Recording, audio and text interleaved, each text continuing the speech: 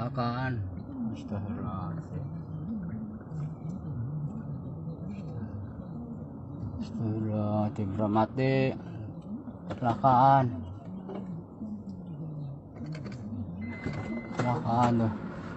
kecelakaan. Gila.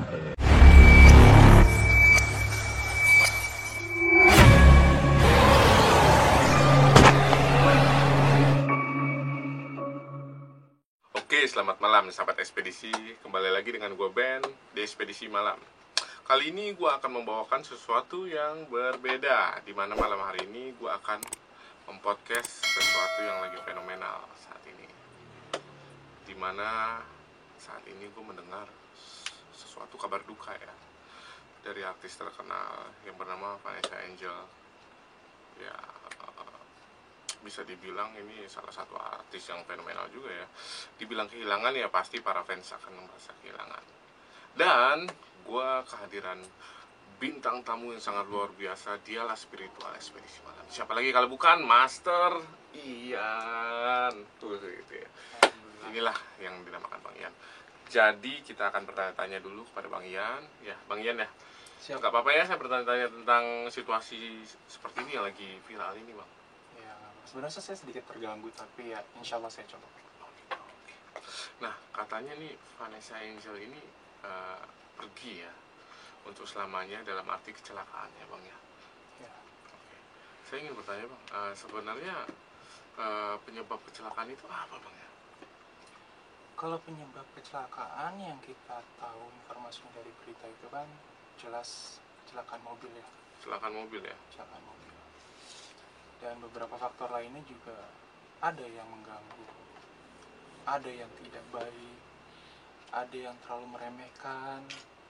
Ya, mungkin nanti lebih jelasnya kita akan bahas. Oke, sebenarnya Bang Ian sendiri mengenal Vanessa Angel itu apa sih? Kalau mengenal secara pribadi sebagai public figure, saya mengenal. Ya. Gitu. Dan saya sangat menyukai lagu dengan Niki Tirta. Oh, lagu apa tuh Bang? Indah Cintaku. Oh, saya suka sekali lagu itu. Jadi seperti itu sahabat ekspedisi. Tentunya kalian juga tahu ya kalau kalian fans dengan Vanessa Angel ya. Judul lagunya apa tadi? Indah Cintaku. Indah Cintaku. Oke. Lagu ini luar biasa sekali, menginspirasi. Oke, jadi saya ada beberapa poin yang ingin saya tanyakan Bang. Banyak yang bilang Vanessa udah kayak ngasih tanda-tanda sebelum dia pergi, ya kan? Apa ada manusia Bang yang bisa memprediksi kematian orang itu? Kalau merasakan mungkin bisa. Karena gini, kalau kita bahas dari sisi pengetahuan ya, dalam Islam itu memang dijelaskan ketika manusia sudah muncul namanya dalam lahul mahfuznya atau buku yang dimana mereka itu sudah diberikan satu persatu. Kita diberikan buku satu persatu dari kita lahir, dari kita dilahirkan gitu ya, kita dilahirkan sampai akhirnya kita tutup usia, itu sudah tertulis jelas di lahul mahfuz. Oh, jadi seperti itu Jadi ya. kalau saya rasakan memang setiap manusia, setiap insan manusia itu pasti mampu merasakan kapan dia akan kembali. Gitu. Jadi dia udah berasa ya Bang kalau dia akan pergi ya. Mungkin dia mengasih tanda-tanda gitu seperti itu. Ya mungkin memang kebetulan, kalau saya lihat dari sudut pandang pengetahuan memang ini terlihat kebetulan sih Mas. Kebetulan ya sebenarnya ya. Iya. Apakah jadi sebelumnya ini beliau pernah ikut acara podcast ya salah satu YouTuber lain, dan beliau mengatakan si sang suami ya mengatakan sesuatu kalau terjadi apa-apa dengan Vanessa Angel dan dia akan ikut gitu, dalam arti pergi untuk selamanya gitu Bang. Okay. Nah ya, ini bisa dibilang apakah ucapan itu sebenarnya doa Bang? Iya, memang sebagai orang mukmin salah satu senjata bagi kita adalah doa. Jadi senjata orang mukmin adalah doa. Bisa dikatakan memang ucapan itu selayaknya doa. Gitu. Kita hidup itu kan berdampingan, bahkan ada malaikat yang mendampingi kita antara ratib dan atid. Gitu. Jadi memang tidak sepantasnya atau tidak sebaiknya kita ucap serapah gitu, artinya tidak memikirkan ke depannya bagaimana. Oh seperti itu ya. Jadi seperti itu sahabat ekspedisi, untuk kalian yang suka berucap-ucap atau takabur seperti itu harus hati-hati lagi ya, karena ucapan ini sebenarnya adalah doa ya. Sangat mengerikan kalau kalian mengucapkan sesuatu yang seperti kematian itu ya, karena pasti semua manusia tidak ingin cepat mati. Ya Bang ya. Karena yang paling ditakutkan dari manusia apa sih kalau bukan kematian? Saya pun sendiri pun seperti itu, takut akan kematian karena dosa saya masih banyak ya. Nah, untuk Bang Yan, sebenarnya saya mau tanya lagi nih. Ada poin yang ingin saya tanya. Boleh. Orang yang mati dalam kecelakaan itu apakah benar menjadi arwah penasaran? Menjadi arwah penasaran ketika mengalami sakaratul maut atau Iya, kematian. betul. Menurut saya tidak. Karena Allah sudah menjanjikan dalam beberapa hadis dijelaskan memang ketika manusia mengalami sebuah kematian, malaikat Israel akan melakukan tugasnya sebaik-baiknya tugas malaikat. Ketika manusia itu akan mengalami kematian, banyak malaikat yang akan mendampingi tugasnya malaikat Israel. Ketika malaikat Israel itu sudah menunaikan tugasnya, arwahnya akan sampai langsung. Diiringi oleh beberapa malaikat dan disampaikan kembali kepada Allah. Gitu ya. Jadi tidak menjadi arwah penasaran Tidak, seperti itu ya. tidak. Atau dia masih mempunyai tugas di dunia ini yang belum dia selesaikan seperti itu.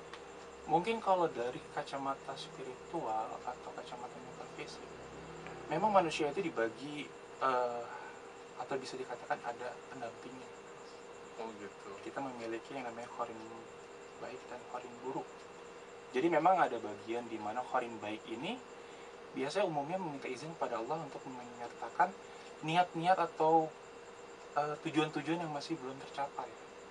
Oh, seperti itu. Dikasih waktu berapa lama tuh Mas biasanya kalau ada tujuan yang belum tercapai seperti itu? Kalau sampai berapa lamanya Allah alam saya kurang paham. Cuman umumnya biasanya akan tersampaikan segera. Oh, seperti itu ya. Oke, Mas, ini ada pertanyaan lagi nih Iya. dari sahabat ekspedisi yang lain yang ingin pertanyaannya disalurkan di dalam podcast seperti ini ya. Beliau bertanya, di film horor yang ada selama ini, hantu penasaran kerap digambarkan mengganggu manusia bahkan sampai membunuh. Apakah itu benar, Mas? Tidak sih, saya rasa tidak benar. Tidak benar ya. Tidak benar. Karena yang tadi saya katakan, ketika manusia mengalami sebuah kematian, arwahnya sudah akan dikembalikan kepada penciptanya. Gitu. Tapi memang beberapa ciptaan Allah itu beragam, masya Allah, luar biasa. Ada yang memang sifatnya itu jin, ada yang sifatnya itu siluman. Gitu. Memang beberapa kasus mereka mampu menyerupai, gitu, menyerupai wajah orang yang pernah meninggal. Berarti sebenarnya itu bukan beliau ya? Bukan, karena arwahnya sudah disampaikan langsung, sudah diiring, bahkan didampingi sama malaikat untuk kembali ke penciptanya. Jadi ada sosok memang yang sifatnya itu untuk meruntuhkan iman kita. Oh, seperti itu. Menggiring opini kita bahwasannya dia mati penasaran, sebenarnya tidak. Oh, enggak ya. Jadi cuma opini masyarakat aja ya kalau dia mati penasaran. Betul. Karena kecelakaan gitu ya. Jadi sering muncul sosok-sosok beliau di tempat terjadinya kecelakaan seperti itu. Padahal itu bukan beliau ya? Bukan, itu bisa jadi ada sosok jin yang memang dengan niatnya, dengan izin Allah juga untuk menyerupai sosok itu dan untuk mengganggu keimanan kita. Oh, seperti itu. Itulah sahabat ekspedisi, kalian juga harus paham ya, bila mana menemukan kejanggalan dalam sesuatu fenomena, di mana orang kalau udah meninggal, sosoknya akan datang benar-benar mirip dengan beliau yang sudah pergi. Jangan langsung mengambil keputusan kalau itu adalah beliau. Karena seperti yang Bang Yang sampaikan, itu adalah sosok jin ya. Seperti itu Bang ya. Karena beliau sudah pastinya tenang di alam sana ya. Betul. Seperti itu. Pastikan kembali ke penciptanya. Nah, oke. Bang Yan, ini saya mau tanya. Dan jika memang ada hantu penasaran, apa yang harus dilakukan supaya arwah itu tenang? Ya, sebagai orang muslim, orang mukmin, satu-satunya hal yang bisa kita lakukan adalah mendoakan. Mendoakan ya. Ya, mendoakan supaya agar arwah itu tenang, tidak mengganggu. Itu sahabat ekspedisi yang saya juga membuat permohonan kepada kalian semua, karena salah satu bintang yang luar biasa ya, Vanessa Angel ya, telah pergi meninggalkan dunia ini. Saya berharap kalian semua mendoakan Vanessa Angel dan suaminya. Saya pun merasa kehilangan walaupun saya tidak begitu mengenal Vanessa Angel, karena public figure itu di mata saya sangat bagus, karena banyak sisi kebaikannya dari public figure ini kepada kita semua. Seperti itu Bang Yan. Nah Bang Yan, saya ingin bertanya nih sesuatu yang lebih menarik lagi. Ya, boleh. Boleh sebelum ngerokok nih nanyanya. Oke, boleh ya. Izin sahabat ekspedisi, jadi supaya tidak terlalu tegang, saya akan bertanya sesuatu kepada Bang Yan. Ya, izin merokok ya. Oke, Bang Yan nih yang saya pengen tanya ini. saya melihat di instastory-nya ya, yang sudah viral tentunya, saya melihat posisi si Vanessa Angel ini ada di belakang supir, sedangkan suaminya ada di samping supir, dan yang persis di belakang suaminya adalah baby sister dan anaknya. Kenapa yang bisa terpental itu adalah Vanessa Angel, dan sampai terjadinya meninggal? Ya mungkin kalau kita bahas dari sisi pengetahuannya, ketika instastory itu kan kamera memang terkadang berbalik arah gitu atau mirror gitu ya. Mungkin itu yang menyebabkan kamera seakan-akan menggambarkan bahwasannya Mbak Vanessa itu ada di sebelah kanan belakang supir dan sebaliknya gitu ya. Tapi kalau dari apa yang saya lihat memang berbeda dengan kenyataannya. Artinya memang di sini sempat ada pertukaran. Sempat ada pertukaran tempat duduk, di mana memang akhirnya Mbak Vanessa ini tepat di belakang Mas atau suaminya, Mas Bibi ya, Mas Ardiansa. Oke. Di mana dia melakukan pertukaran itu, Mas? Sedangkan yang saya lihat mereka persis melaju cepat di jalan tol. Jadi memang keberangkatannya Mbak Vanessa itu saya lihat masih terlalu pagi ya, Saya melihat terlalu pagi, dan memang di sekitar kilometer 400 mungkin yang saya lihat. Mereka kalau di kilometer berapa saya kurang paham. Cuman memang mereka ini berhenti, sempat stay dan berhenti di rest area. Oh, jadi mereka sempat berhenti di rest area ya. Dan ini memang permintaan langsung dari Mbak Vanessa untuk mungkin bahasanya isi perut kali ya. Ya, karena terjadinya pertukaran itu jam berapa, Mas? Saat dia mampir saya ke rest masih area itu? lihat sih waktu masih pagi, Mas, di sini. Masih pagi di sini. Mungkin sekitar jam 10-an atau ya sekitar jam 10-an saya melihat. Jadi mereka mampir ke rest area setempat jalan tol sana. Dan setelah keluarnya dari rest area, di sini terjadi pertukaran tempat. Oh, jadi seperti itu ya, sahabat ekspedisi. Bagi kalian yang tidak mengerti atau tidak paham dengan kenapa bisa Vanessa yang terpelanting keluar mobil, adalah inilah Bang Ian sudah jelaskan, ada pertukaran di saat di rest area, pemberhentian di rest area, Mas ya. Karena beliau itu ingin makan ya. Ingin makan yang bisa disebut isi perut ya. Isi perut ya. Makanya sebenarnya kita juga kurang paham ya, kok bisa Vanessa yang terpelanting sampai keluar. Kok bisa, Mas? Yang saya juga sebenarnya nggak tahu ya, kok bisa sampai sejauh itu loh terpelantingnya. Ya, jadi memang keadaannya sedikit saya ilustrasikan. Kendaraan itu memang setelah dari rest area itu melaju kencang. Saya melihat begitu kencang. Saya melihat biasa, di ya? Kecepatan 200 km per jam. 200 km per jam ya, sahabat ekspedisi, luar biasa cepat ya. Dan memang sebenarnya sifat kebencian itu bisa menular ya, karena ketika saya melihat, saya ke distract bahwasannya supirnya itu memang menyebalkan sih. Oh gitu. Jadi ini adalah bagian dari kelalaian supir, seperti itu, Mas? Ya, saya katakan ini kelalaian supir, di mana memang seharusnya sebagai pengendara yang baik, dia harus bisa mengkondisikan segalanya, kondisikan jalanan, bisa memprediksi bahwasannya jalanan ini baik dan bisa dilalui dengan selamat. Bagaimana caranya? Ya tidak dengan cara seperti ini, ugal-ugalan, jalannya ngebut, gitu. Dan memang beberapa kali saya melihat beberapa gambaran bahwasannya si supir ini beberapa kali merekam di mana dia senang banget dengan kecepatan yang lagi begitu cepatnya. Jadi begitu sudah memasuki di kilometer atau bahkan bisa dikatakan di tempat kejadian ya, saya mengapresiasi bahwasanya polisi itu luar biasa, bisa mengungkap tanpa harus melihat apa yang seperti saya lihat. Kalau saya gambarkan, saya ilustrasikan keadaan tol yang begitu cepatnya, jalan yang memang tidak terlalu padat, bahkan jalannya terlalu senggang gitu kan, kondisi jalan yang tidak terlalu banyak, mobil-mobil juga tidak terlalu banyak di sana. Saya melihat di sini sebelum kejadian ada dua mobil di belakang mobil, di depan mobil Mbak Vanessa. Dan mobil-mobil ini dilalui dengan begitu cepatnya. Saya pikir juga orang-orang yang ada di sini bisa menjadi saksi matanya. bahkan bisa berasumsi bahwasannya wah mobil ini terlalu cepat, mengendarainya. Dan itu dilewati sekitar 1, 2, saya melihat ada mobil hitam, dan di sini ada mobil kurang lebih mobil apa ini ya, kayak warna abu-abu doff gitu sama mobil 1, mobil 2 dilewati, dan mobil 3. Kondisi mobil Vanessa dari sebelah kanan jalan, dia agak menengah, dan di sinilah tepat terjadinya di mana supir itu tidak bisa mengendalikan mobilnya. Jadi saya melihat secara gamblang bahwasan supir ini tidak mengantuk, tidak mengantuk. Iya, betul begitu ya sahabat ekspedisi. Banyak yang terjadi di berita-berita ya, bahwasanya pengakuan supir ini sedang mengantuk ya. Ya, ini seperti sebuah alasan di mana akhirnya supir ini tidak bisa dikenakan pasal. Oh gitu ya. Ya mungkin mau membela dirinya dengan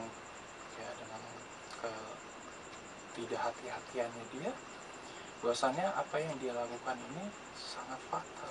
Sebenarnya Mas, kalau dibilang kata ngantuk itu sebenarnya menurut saya fatal ya. Kenapa dia tidak memberikan info kalau dia sedang mengantuk saat itu? Untuk cari amannya kan dia bisa melipir ya ke pinggir ya. Jadi gini Mas, kalau memang si pengemudi ini dalam keadaan mengantuk, seharusnya yang namanya dalam bawah sadar dia sempat kaget gitu ketika mobil merasakan begitu menukiknya ke arah kiri. Mobil itu melaju cepat dan dia begitu cepat ya menukik ke arah kiri. Seharusnya di alam bawah sadar dia agak sedikit kaget gitu, dan refleks harusnya mengerem dong.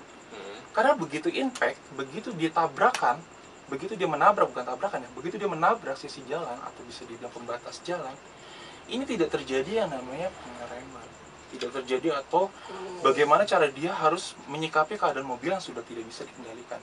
Seperti itu. Oke, jadi kecelakaan itu benar-benar tanpa rem ya. Jadi dengan kecepatan penuh melipir ke pinggir dengan kecepatan seperti itu.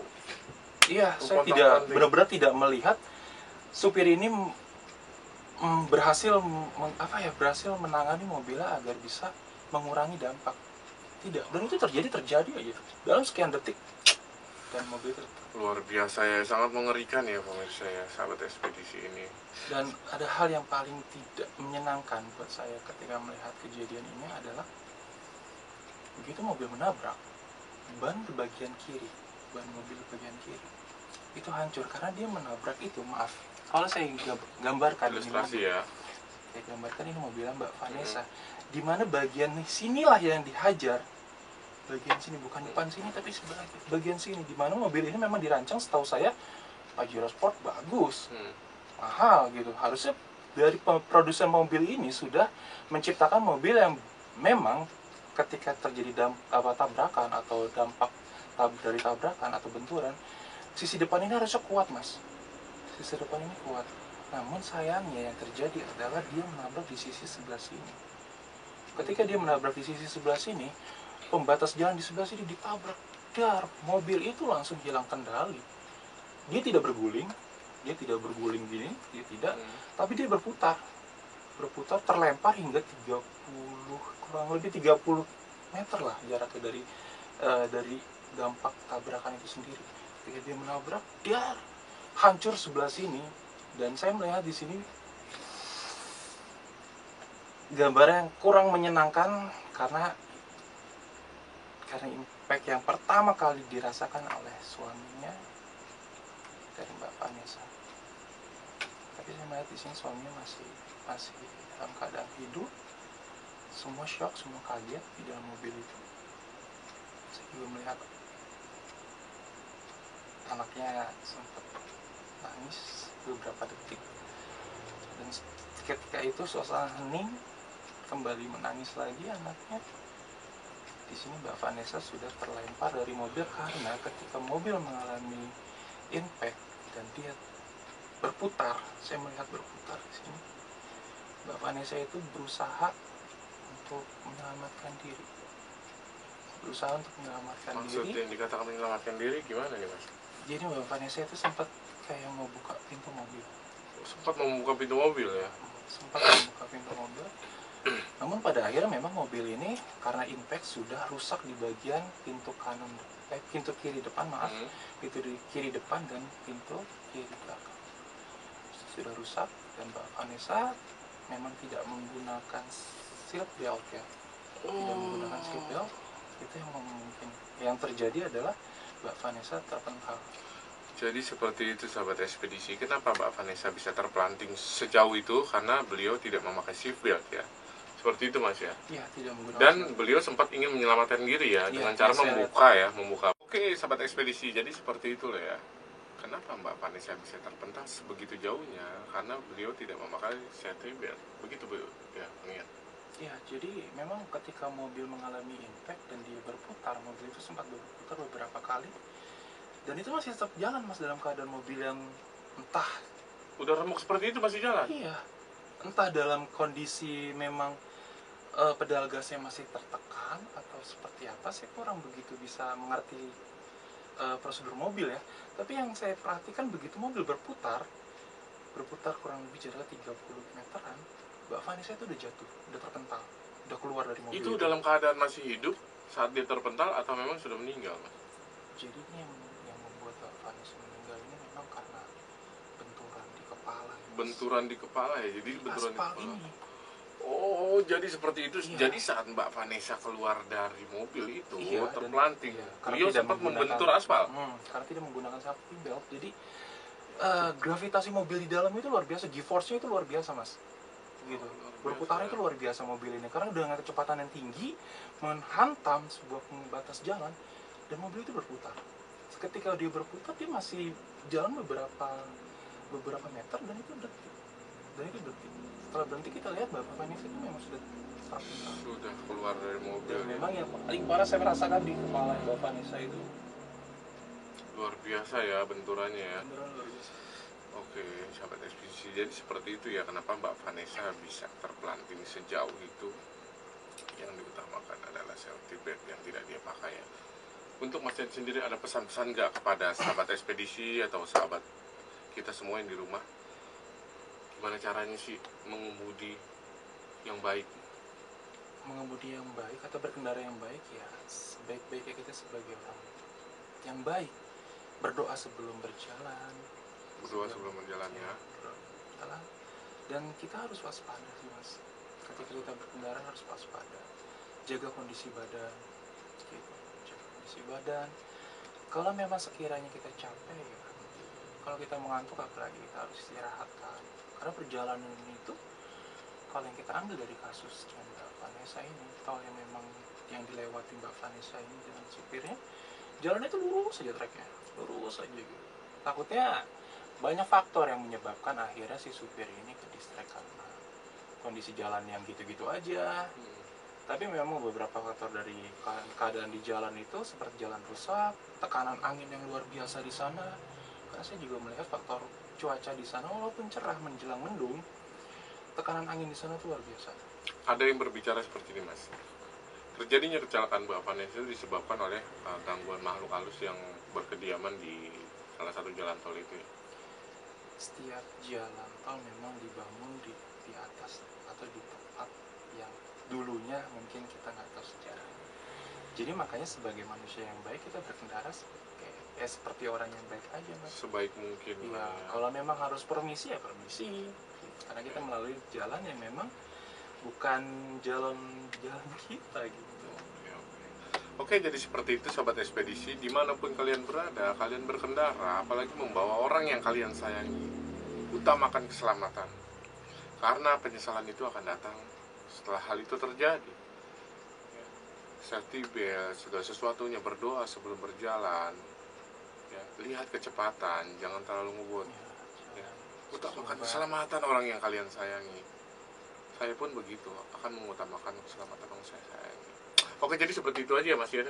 Ya, info. Oke, sahabat ekspedisi, mungkin segitu aja cerita dari Bang Ian. Apa yang diterawang sama Bang Ian sampai sejauh mana ya? Mungkin sejauh ini aja. Oke. Oke, sahabat ekspedisi, kalau gitu sampai ketemu lagi di ekspedisi malam berikutnya. Jangan lupa subscribe, like, dan komen. Sampai jumpa.